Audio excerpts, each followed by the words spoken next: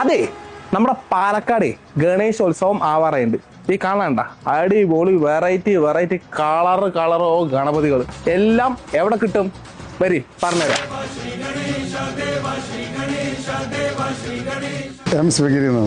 എന്നാണ് ഗണേശോത്സവം?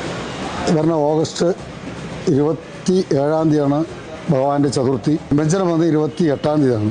മൂത്താന്തര ശ്രീ കാച്ചനാകുളം തിരുവരക്ക് ഭഗവതി ക്ഷേത്രത്തിൽ നിന്നാണ് പുറപ്പെടുന്നത്. 94-ലാണ് ഇത് നമ്മൾ തുടങ്ങി വയ്ക്കുന്നത്. അന്ന് നമ്മൾ ആദ്യമായിട്ട് നമ്മൾ തുടങ്ങിയത് തന്നെ ഒരു ഗണപതിയില്ല, മണ്ണിലായിരുന്നു. പാലക്കാട് നിന്ന് നമ്മൾ തുടങ്ങി വെച്ച വിഗ്രഹം കേരളം മുഴുവനും നമുക്ക് ഗണേശ വിഗ്രഹം കൊടുക്കാൻ നമുക്ക് സാധിച്ചിട്ടുണ്ട്. തൃശ്ശൂർ 100-110 ഉണ്ട്, ഒറ്റപ്പാലം 100-110 ഉണ്ട്, തിരുവനന്തപുരത്തുണ്ട്. 3 അടി മുതൽ 16 അടി വരെ വിഗ്രഹങ്ങളും ഇവിടെയുണ്ട്. വിമേശ ഇന്നത്തെ കാലഘട്ടങ്ങളിൽ ഈ കാലഘട്ടങ്ങളിൽ അങ്ങനെയാണ്. 17-ാം തീയതി വ്രതക്കാപ്പാണ്. വ്രതക്കാപ്പ് കഴിഞ്ഞാൽ 18-ാം തീയതി ഉത്സവം സ്റ്റാർട്ടിങ്. 200 ഗണപതി 1 മണിക്കൂർ കൊണ്ട് വെള്ളത്തിൽ നിമജ്ജനം ചെയ്യും.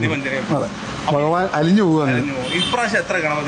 ഇവിടെ 250ഓളം ഗണപതി ഉണ്ട് നഗരത്തിൽ മാത്രം. നഗരത്തിൽ നിന്നാണ് ഞങ്ങൾക്ക് പറഞ്ഞത് 6 പഞ്ചായത്തിൽ നിന്നാണ്. കൊടുവായൂർ, തേങ്കുറിശി, കൊഴമന്നം, കുത്തനൂർ ഇങ്ങനെ വരികയാണെങ്കിൽ പുൽപ്പരാരം, അത്താത്തറ അങ്ങനെ മേലാമ്പുറം ജംഗ്ഷനിൽ ഒന്ന് ചേർന്ന് സംഘം വെച്ചിട്ട് അവിടെ നിന്നാണ് ജില്ലാ കമ്മിറ്റി ഗണപതി ഫ്രണ്ടിൽ പോവും. ബാക്കിയുള്ള അതിനെ ടോക്കൺ പൈസയിൽ പോകും. ഇത്ര കാലമായിട്ട് നമുക്ക് പുഴയിലേക്കോ മറ്റുള്ളവർക്കോ മീനിനോ ഒരു കേടും കയറിയിട്ടുണ്ടായിട്ടില്ല. ഭഗവാൻ നമുക്ക് ഇതുണ്ടാക്കി തന്നിട്ടില്ല. ഭഗവാന്റെ വിഗ്രഹം വന്നിട്ട് പ്രകൃതി സംരക്ഷണം അവരും വന്ന് ചോദിക്കണം. കാരണം അത് പ്ലാസ്റ്റർ പൈസ അല്ല, പേപ്പർ പഴുപ്പാണ്.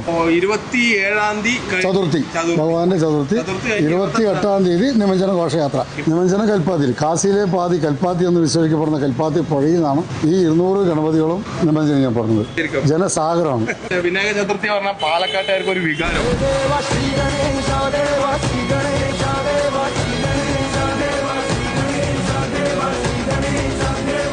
നമ്മുടെ ഗണേശ വിഗ്രഹം കാണണമെങ്കിൽ ലൊക്കേഷൻ ഒന്ന് പറഞ്ഞു. ലൊക്കേഷൻ വന്നിട്ട് നൂറിന് സ്വർണ്ണ റൂട്ടിൽ.